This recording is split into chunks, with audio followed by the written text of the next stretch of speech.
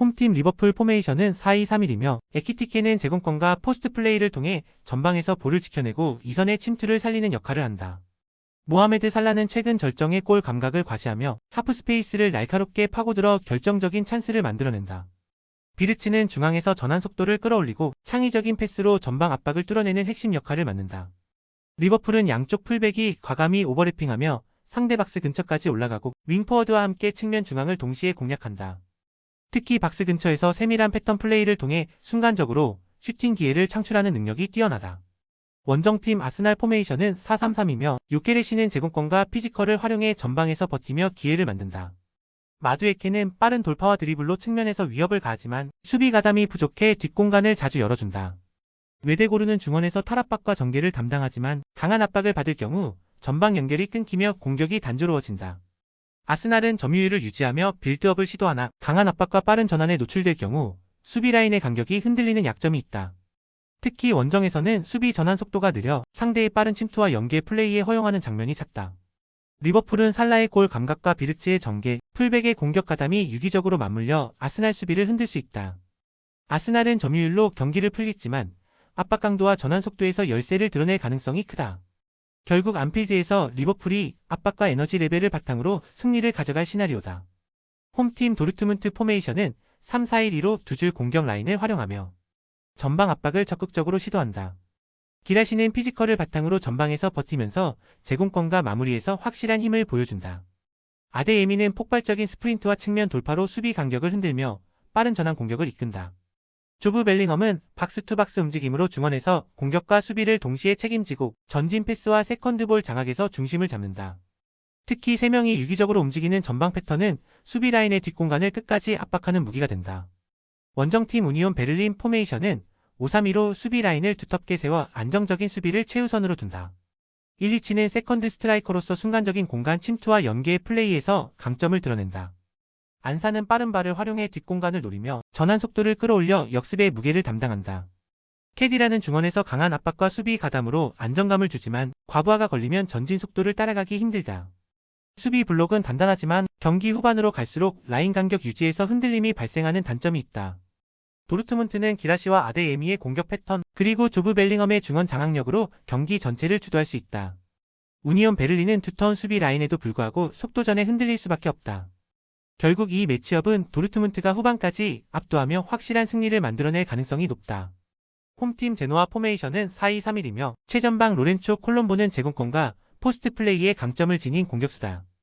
그랜베크는 왕성한 활동량으로 중원에서 전방 압박을 시도하지만 전환 상황에서 위치가 무너질 때가 있다.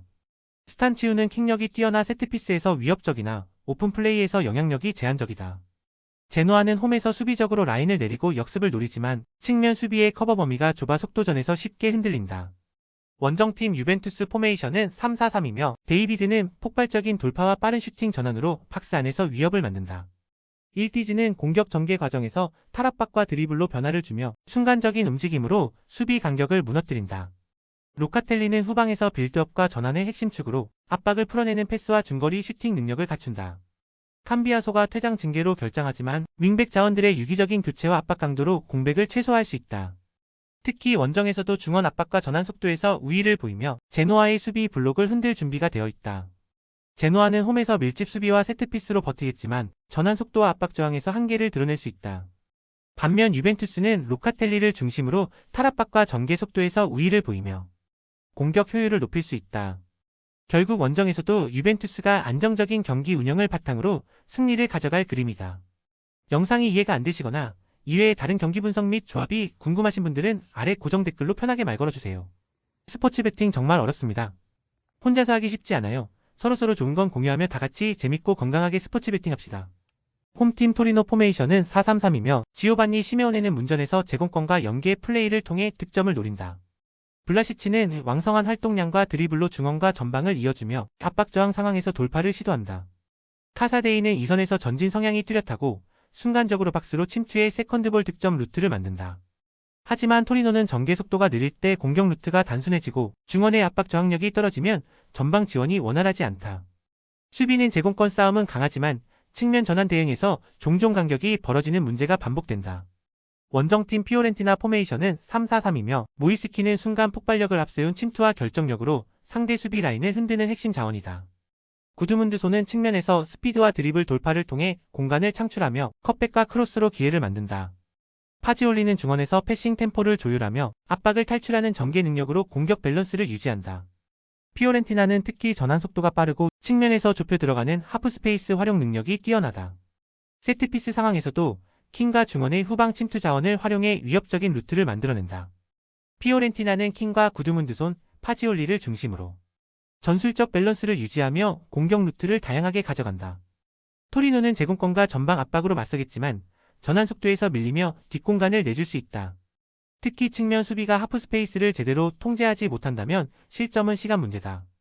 결국 피오렌티나가 경기 전체 흐름을 장악하며 승리를 가져갈 가능성이 높다.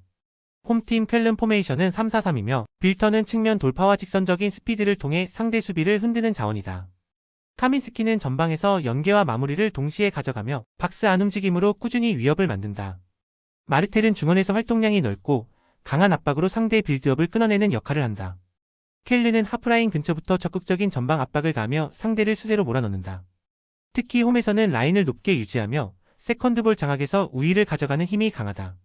원정팀 프라이부르크 포메이션은 4-2-3-1이며 휠러는 측면에서의 침투와 크로스로 공격을 주도하지만 수비 전환 속도는 아쉬운 편이다. 그리포는 세트피스와 킥력에서 강점을 지니며 순간적인 득점력을 발휘할 수 있는 에이스다. 에게슈타인은 중원에서 볼을 간결하게 배급하지만 압박 강도가 높아질 때 전환 속도가 느려지는 단점이 있다.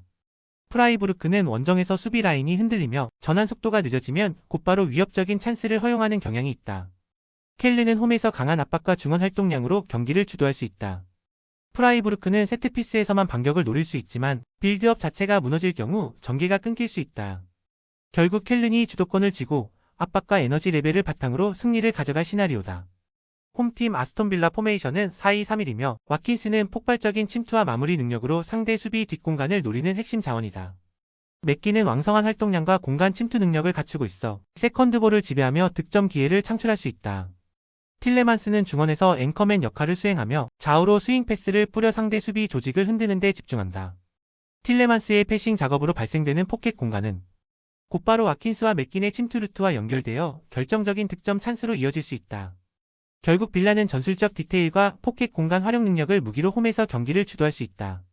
원정팀 크리스탈 팰리스 포메이션은 3-4-3이며 마테타는 제공권과 피지컬을 활용해 전방에서 버티며 공격 기점을 만들어낸다.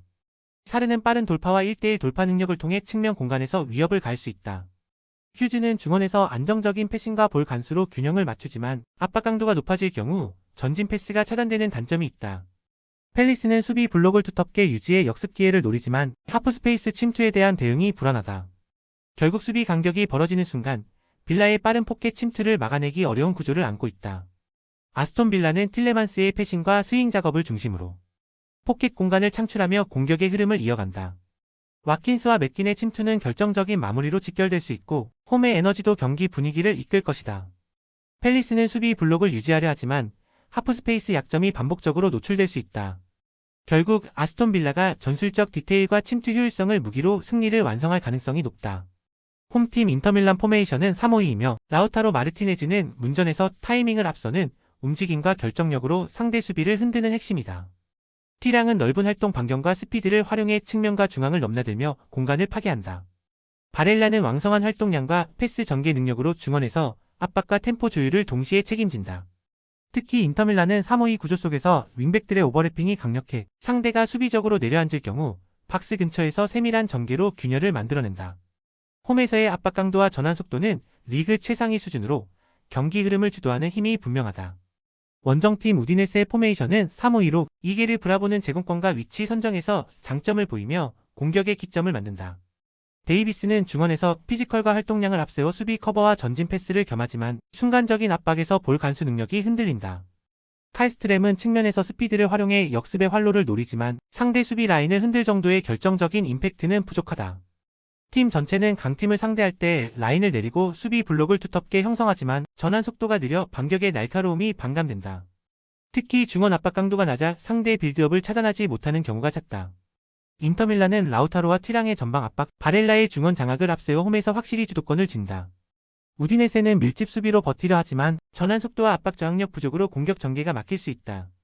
결국 이 경기는 인터밀란이 전술적 디테일과 개인 기량 모두에서 앞서며 홈에서 승리를 가져갈 그림이 유력하다.